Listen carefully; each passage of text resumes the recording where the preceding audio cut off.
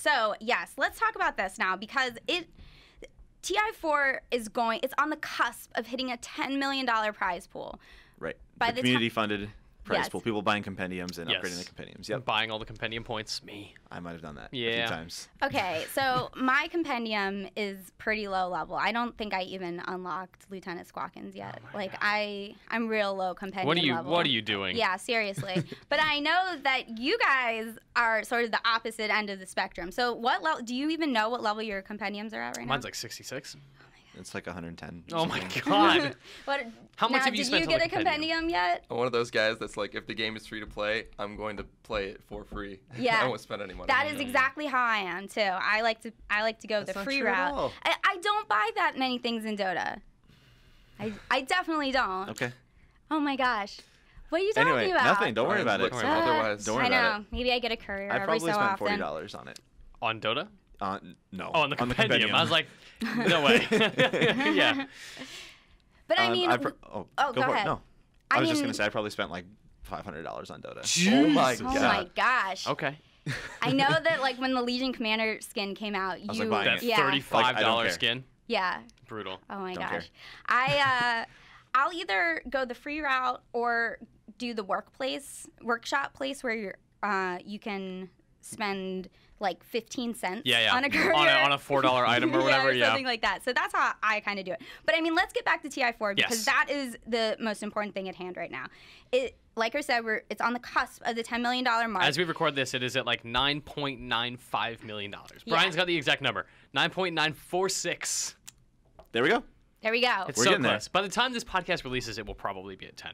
Yeah, which is nuts. But I mean, I wanted to sort of talk about the road to getting to $10 million from last year even to this year and how things have changed and why it's such a big deal and all that good stuff. So, I mean, last year at the International 2013, Valve introduced the Compendium, and it was the first time that, people could participate and buy a $10 item, and $2.50 of that purchase goes directly into the prize pool. And just to be clear, the Compendium is like a digital book that you can access in the client that has like team info, team rosters, and things like that. Yep. And last year, it didn't have that much interactivity. Like you could vote for your favorite players to compete in a special match at the event, but that was kind of it. I believe that there was a courier and a HUD that you got along with it, but I mean, other than that, you could only buy one compendium, and then that $250 went into the prize pool, and that was it. This year, it is significantly better. Yeah. So tell us about it this year. The compendium right now is like almost a game in itself. Like at this point, stretch goals have been unlocked as we approach $10 million. There's like a 1v1 mode that's been unlocked for practicing a certain hero. There is a stat tracker so that in the middle of a game you can see how much gold you've earned this game versus your average history with that particular character. And what's the other big one? Oh, the daily hero challenge. Right. So every 24 hours you can roll a new hero, and you get compendium points for winning with a new hero, a random hero. Right. So all of this has just kind of emphasized my interest in Dota in a big bad way. Like this book has become something I go to. The first thing I do when I open Dota is I go to my compendium, I open it, and I see what the updates are. Can I roll a new hero? Can I vote on new Arcana items? Can I vote on a character remodel? Or like what level is your compendium even? Because that is another big addition to this year is that you can level up your compendium and you can pay more money to level up your compendium, as we were just kind of talking about. Which gives you like huge experience bonuses in game. Yep. Right.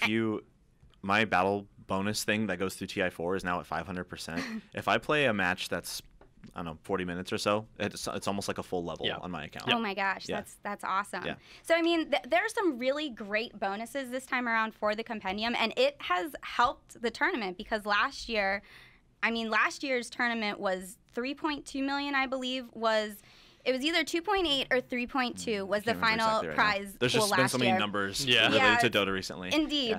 But I mean, this year, so now with people donating all this money to the compendium, it's donating. Well, I would say that people are well, I guess it's I don't know. It's a give and take thing. It's like you're getting something out of it directly. But yeah, you are absolutely like pledging to the prize pool in some way.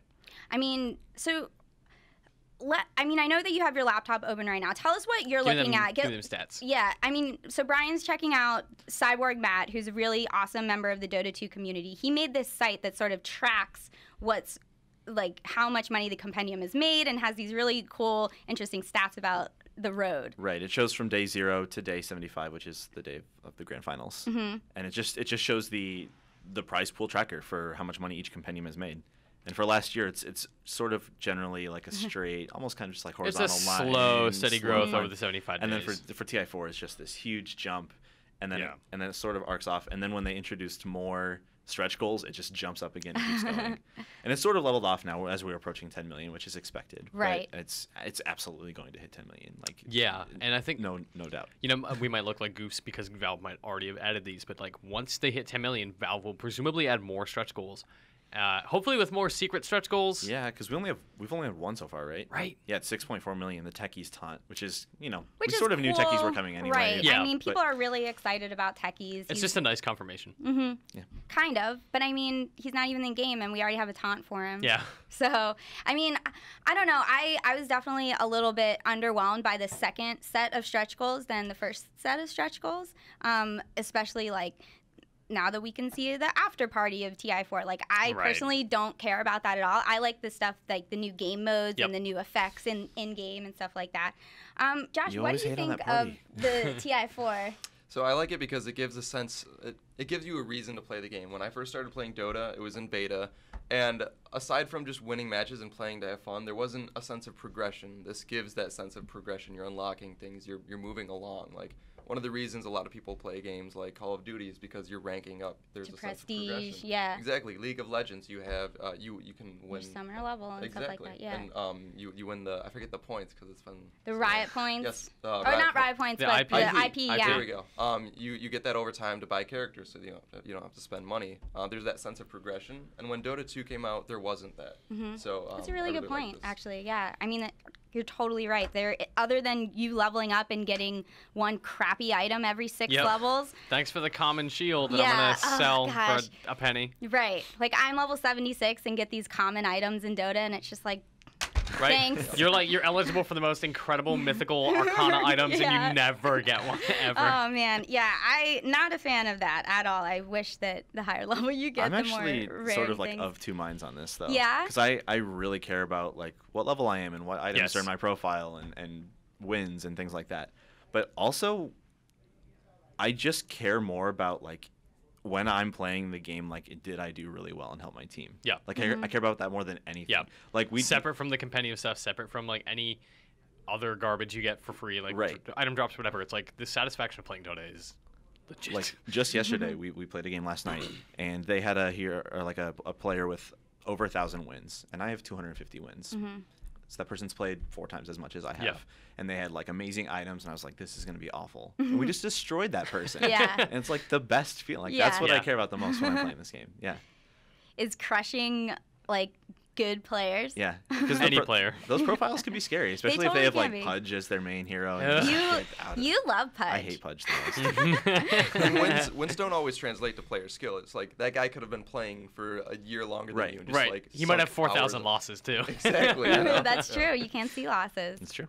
So, I mean, I would definitely say that this year's Compendium was a great, I wouldn't say addition to the tournament since they did it last year, but the way that they did it this year was fantastic. Yes. Definite props to Valve. I think that the community as a whole really embraced the Compendium this year. It just really helped the prize pool grow. I know the players obviously love it because someone's going to walk away millionaires now because of this, or a bunch of people are going to walk away really rich after this tournament. But it also gives us something to look forward to too. So good job, Valve, and good job you. And good job Brian, you guys, especially for spending so much money on his Compendium.